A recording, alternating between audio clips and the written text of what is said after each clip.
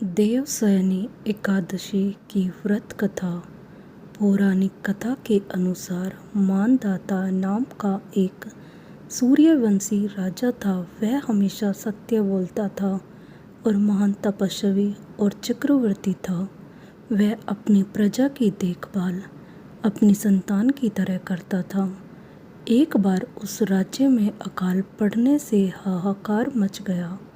राजा को प्रजा की चिंता सताने लगी। लोग राजा से अपने कष्ट बताने लगे। इससे राजा बहुत परेशान हुआ और इस समस्या का समाधान निकालने के लिए राजा मानधाता भगवान की पूजा कर कुछ विशिष्ट व्यक्तियों को साथ लेकर वन को चल दिए।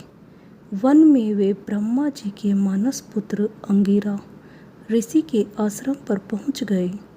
वहां राजा ने अंगिरा ऋषि से कहा कि मेरे राज्य में 3 वर्ष से वर्षा नहीं हो रही है। इससे अकाल पड़ गया है और प्रजा कष्ट भोग रही है।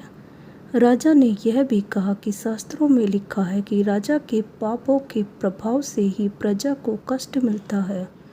राजा ने कहा कि मैं तो धर्म अनुसार राज्य करता हूँ, फिर यह अकाल कैसे पड़ गया? आप कृपा कर मेरी इस समस्या का समाधान करिए। इस पर अंगिरा ऋषि बोले, इस युग में केवल ब्राह्मणों को ही तप करने वेद पढ़ने का अधिकार है, लेकिन राजा आपके राज्य में एक शूद्र तप कर रहा है। इसी दोष के कारण आपके राज्य में वर्षा नहीं हो रही है।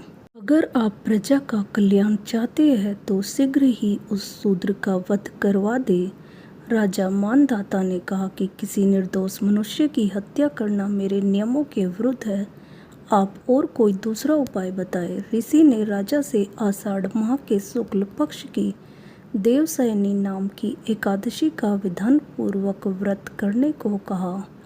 वे बोले, इस व्रत के प्रभाव से तुम्हारे राज्य में बारिश होगी और प्रजा भी पहले की तरह सुखी जीवन यापन कर पाएगी। राजा ने देवशयनी एकादशी का व्रत पूजन का नियम अनुसार पालन किया, जिसके प्रताप से राज्य में फिर से खुशहाली लौट आई।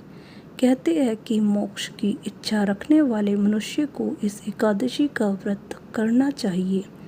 दोस्तों, आपको ये कहानी कैसी लगी हमें कमेंट कर ज़रूर बताएं और हमारे चैनल को लाइक और सब्सक्राइब करें। धन्यवाद। राधे राधे।